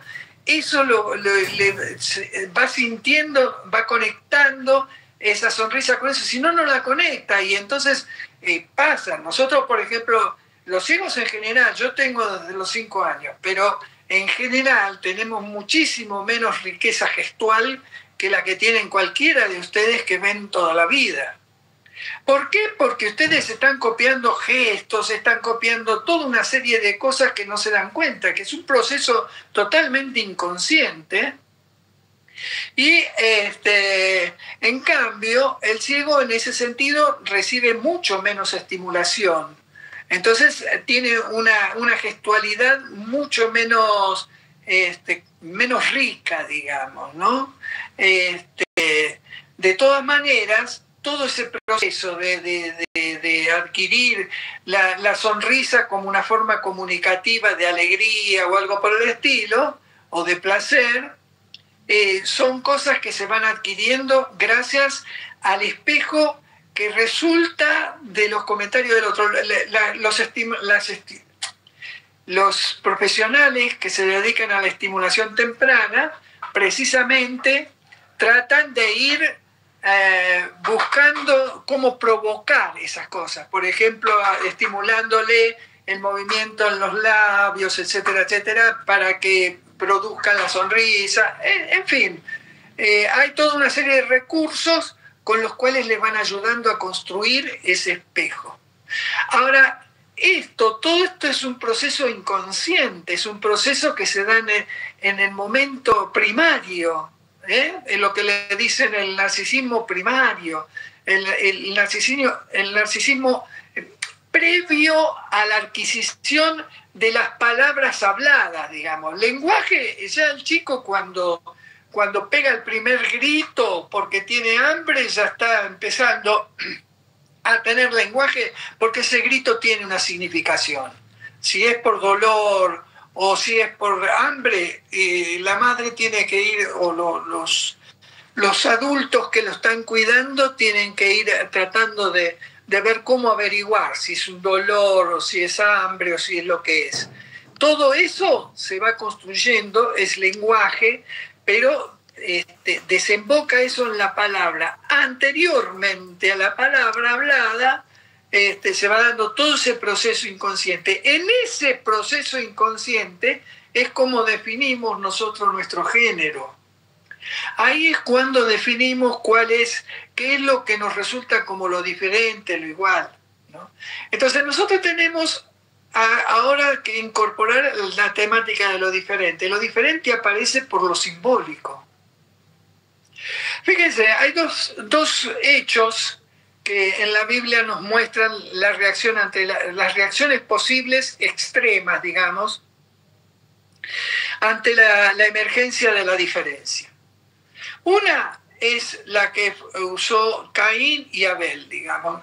Caín se puso celoso porque veía que Dios les tenía cierta preferencia por él. Entonces él sintió ahí que había una diferencia, que el otro, que el otro lo podía sustituir y entonces podía desaparecer él. Una de las formas de contrarrestar esa diferencia, de poder aniquilar esa diferencia, es aniquilando a Abel. Entonces el tipo lo invitó a pasear y lo mató al hermano para que no lo joda más, para que el tipo poder estar solo con Dios, ser el único, etcétera, etcétera, y entonces no tenía que luchar con nadie. Pero pasó las de Caín. ¿Qué quiere decir eso de pasar las de Caín? Que el tipo se iba encontrando siempre con el ojo de Dios. Piensen que Dios es digamos, la metáfora más sublime que hay de lo que se entiende por amor, digamos, ¿no? Entonces, de pronto, si desde el amor te dicen, ¿dónde está tu hermano? ¿No? Él siente que ahí le está faltando algo. Es ese amor que él sentiría por el hermano, no lo puede sentir porque lo hizo desaparecer. Entonces el tipo le dice a Dios que él no es el guardián del hermano, pero resulta que lo sacrificó, lo mató, pero no le dijo nunca dónde estaba. Entonces Abel es el primer desaparecido de la historia humana, ¿no? Lo hizo desaparecer. Ahora, ¿desapareció Abel? Sí, desapareció. Pero ¿qué pasa? Que desde el amor siempre va a surgir algo que le pregunta a ese sujeto que lo hizo desaparecer, ¿por qué lo hiciste desaparecer? ¿Dónde está? ¿Dónde lo dejaste? Ese es algo tuyo, es parte de vos mismo, porque justamente el amor hace que eso sea perteneciente a vos también. Entonces, esa es una de las formas de combatir o de tratar de evitar la diferencia. La otra es la que usaron Adán y Eva. Adán y Eva tenían una hojita de parra que les ocultaba las diferencias que tenían entre los dos. Estaban en el paraíso, lo más tranquilo, todo fenómeno, ninguna discusión, cada uno tenía lo que quería, así que nadie discutía por nada. Y resulta que vino un vientito, lo digo en joda, pero piénsenlo ustedes de otra manera, vino un vientito y les voló la hojita de parra.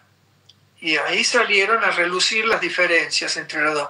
Pero ¿cómo? Entonces estoy solo, yo soy el único, porque no hay ningún otro ser como yo, vos sos distinta. Y Eva le dice, vos sos distinto a mí, entonces yo también estoy sola, ¿qué podemos hacer?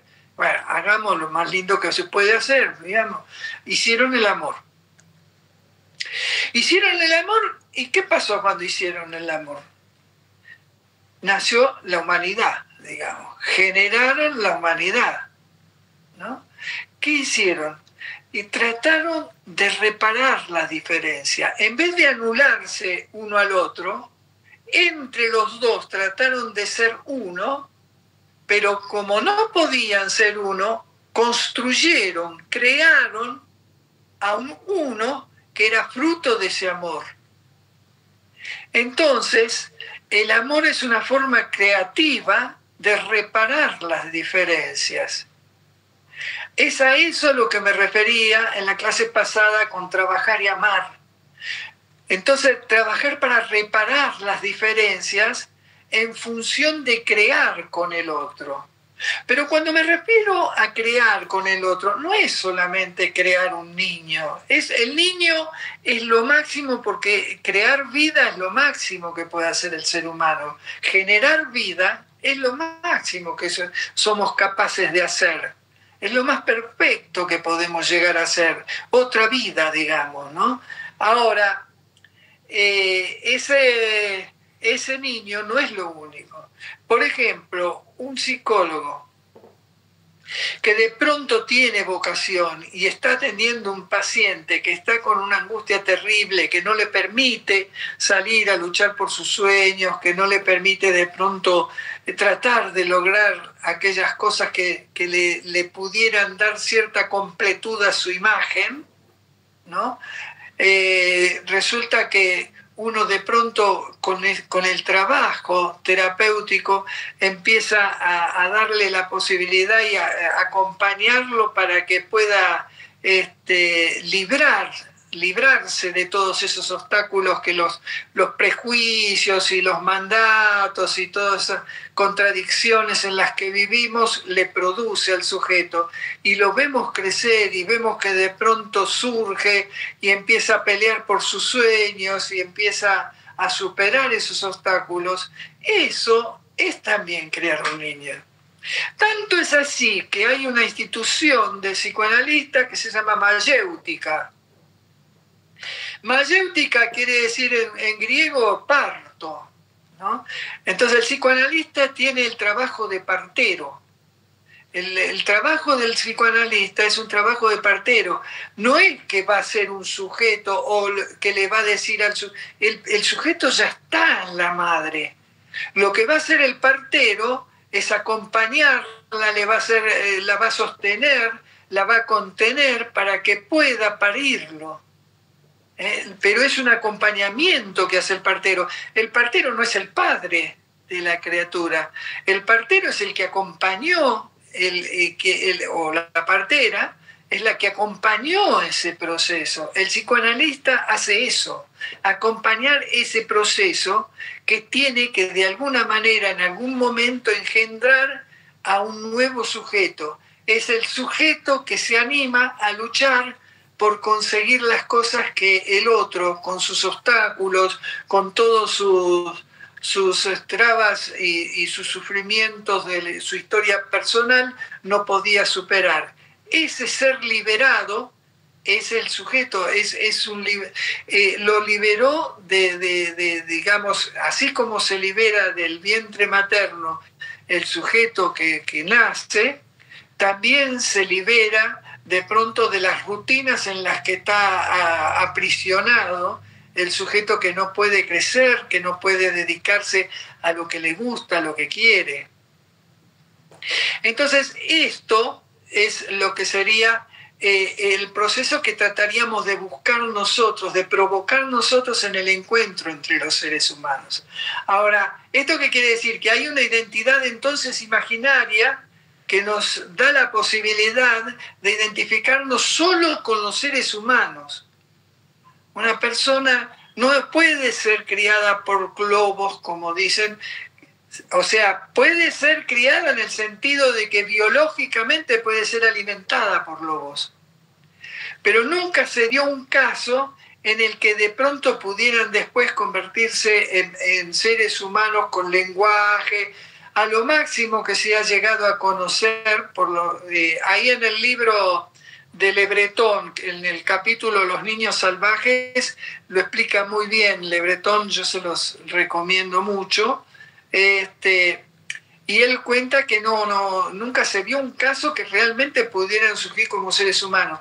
Lo que van a tener a lo sumo es por ahí la posibilidad de una sonrisa, digamos, como máximo logro, o como máximo rasgo de humanidad que pueden alcanzar, digamos, esos sujetos. Pero en realidad la mayoría mueren muy tempranamente porque no pueden desplegar su ciclo vital. No pueden sin el amor del otro. Pero no tiene que ser un amor. Por ejemplo, en el hospitalismo, Spitz descubrió que de pronto habían chicos que estaban bien tratados por algunos enfermeros, por ejemplo. Estaban bien tratados, cuidados, los cuidaban, tenían todo lo que necesitaban para poder vivir. Pero no podían desarrollarse y morían muy tempranamente. ¿Por qué? Porque no los identificaban, no tenían una identidad, no tenían una figura soporte en las que algunas teorías de psicoanalistas le llaman apego, pero bueno, hay muchas formas. En estas cosas los psicólogos vamos nombrando las cosas de acuerdo a la formación que tenemos, de acuerdo a cómo vamos desarrollando nuestra formación profesional, pero lo cierto es que tiene que tener un amor que mantenga cierta constante relación con el sujeto para que se vaya construyendo esa identidad a lo largo de todas las diferentes experiencias que va sufriendo ese sujeto. Tiene que tener un lazo, todas esas experiencias. Ese lazo tiene que ser un lazo de amor. Y tiene que ser el lazo de amor de un ser humano. No puede ser las lambeteadas de un lobo que lo cuida para que no tenga frío o que le alcanza la comida para que coma o ese tipo de cosas. Eso sí lo puede hacer un lobo y se ha visto chicos que han... ahí pueden ver el ejemplo que pone de la India, de una chiquita que inclusive duró casi 8 años, que fue una de las que más duró, digamos, dentro de los que encontraron así criadas por animales. Pero realmente sin amor no puede constituirse el sujeto. ¿Por qué? Porque no puede construir una identidad. Quiere decir que nosotros, cuando hablamos cuando Baró hablaba de que tenía que tener una historia, de recuperar la memoria histórica, no es por una cuestión de lo que se suele decir muchas veces, de no repetir errores, porque en realidad la historia no repite las cosas, en realidad se repiten muy pocas cosas, y además las cosas que se repiten, lo que en algún momento pudo haber sido un error, con las nuevas circunstancias puede llegar a ser algo beneficioso. Entonces es algo muy vago eso de que tenemos que tener memoria, porque nosotros estamos hechos de memoria. Nosotros tenemos que tener una identidad que se afirme en la memoria. Y si queremos lograr ir conformando una identidad latinoamericana, tenemos que construirla sobre nuestra propia historia. No la podemos construir con la historia que vivieron los romanos, los griegos, que son otra cultura, que no es más despreciable o menos despreciable, que no son superiores o inferiores, es otra cultura, no es la nuestra. Nosotros tenemos otra cultura, y de esa cultura nuestra, de donde nosotros tenemos que ir, en la que nos tenemos que afirmar nosotros para poder construir nuestros sueños. Nuestros sueños tienen que ser el fruto de nuestra identidad. Por hoy yo dejaría acá, si les parece bien. Los escucho si quieren preguntar algo, y los dejo en manos de Mariana y Marcela, que les estuve ocupando un montón de tiempo. Gracias, Carlos. ¿Hay alguna consulta para el profe?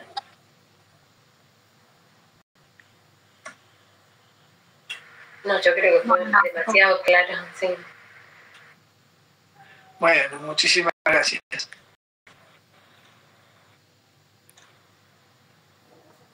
¿Saben que está viendo que no está la profe Marce? Desapareció. Ahí se conectó. Estás muteada, Marce. Ahí está, perdón. Fue justo sin querer. Estaba escuchando al profe. Bueno, justo había el profe y les preguntábamos a los chicos y las chicas preguntas, comentarios.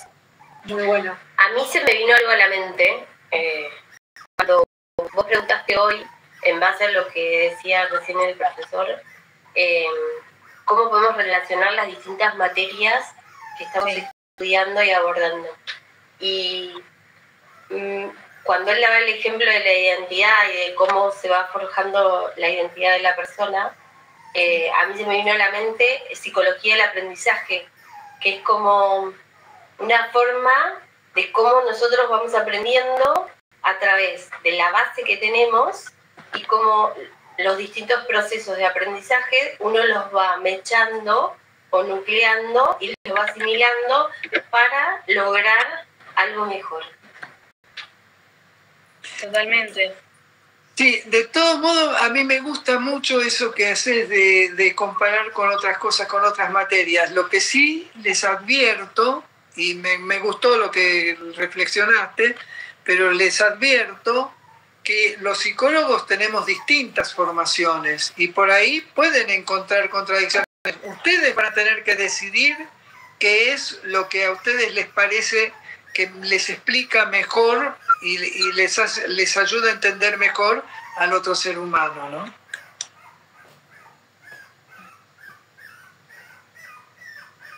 Gala, ¿Alguien más quiere compartir su Gala, reflexión? no, Gala.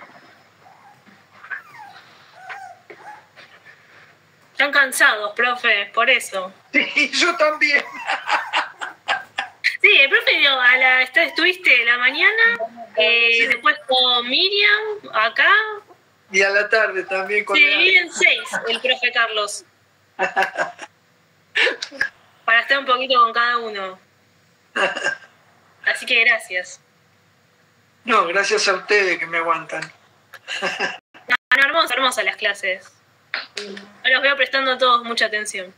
Sí, porque también esto, la parte, me parece muy, también la parte filosófica, todo lo que sustenta, ¿sí? Esto también, los mitos, que bueno, los que ya también cursaron psicoanálisis también se van a adentrar en ello. Así que sí, muy bueno, muy rico las clases de Carlos. Gracias, niña. Lo bueno es que ahora son todos compañeros de psico y no vamos a tener caras largas en la unidad de psico. ¿Sí? Pero siempre en la unidad de psico de Freud era como... ahora todos van a estar más o menos con el mismo lenguaje. A nosotros nos tocó un abogado a la mañana. Ah, ¿sí? Siempre está buena las miradas de los abogados igual. Ya está protestando. Ah, ¿en serio? Ah, bueno. Está enojado con los coaches. Acá les preguntábamos a los compañeros hace un ratito por qué consideraban que esta materia estaba dentro del currículum, por qué consideraban que era importante también. Y sugieren cosas muy copadas. No sé si quieren comentarle al profe. Vaya, estoy viendo un montón. Sí, déjalos que están con sí, ya. Dales un poquito de libertad también. Pero, che. No, pero reflexiones muy copadas, la verdad que estuvo muy bueno. Y eso que es la segunda clase. Después se van a ir soltando más, Carlos. Vamos a ver qué pasa. Bueno, muchas gracias, Carlos. Gracias, Marcela. ¿Se puede repetir? ¿Cómo? Que a mí, por lo menos, mi opinión es que ojalá que se pueda repetir tu visita. Bueno, vamos a ir bien, entonces. Está bien. Cualquier cosa hay un audio con esta clase, si hay alguno que quiere repasar algo o algo por el estilo. Hay una grabación que no son las mismas palabras, pero bueno, es el mismo tema. Ya lo tienen disponible en la clase 2, así que cuando quieran descargarlo, escucharlo. Viene bien siempre tener un apoyo. A veces uno no llega con las notas o lo que sea, o para volver a repasar está muy bueno. Es un muy lindo recurso. Bueno, chicos, hasta ahora es hasta acá la clase. Gracias por su atención. En el cronograma también está lo que vamos a ver la próxima clase. Sí, si se anima, ya está abierta las ventanas para que puedan empezar a vislumbrar y a leer lo que es la bibliografía. Así, de este modo, también podemos, si surgen algunas diferencias o algunas críticas, ¿sí? poder compartirlo y también poder entender la idea del autor, ¿sí? Cuál es la visión del autor, ¿no? Y para eso tenemos que leerlo, ¿sí? Así que es respetable cada opinión, ¿sí? Bueno, Marian, ¿cómo haces con las Para los presentes, por favor, primero apellido, después nombre, con eso estamos. Discúlpenme, yo me despido entonces. Les agradezco muchísimo la atención que me prestaron y bueno, quién sabe si el viernes que viene lo repetimos entonces. Ojalá. Un abrazo grande y muchas gracias. Chao, profe. Buen fin de. Gracias. Gracias. Bueno, A medida que vamos poniendo los presentes, ya se pueden ir. Pónganlo. Bueno, buenas noches, gracias. La clase de Carlos, Mariana. Chao, hasta luego. Chao, nos vemos. Chao, gracias.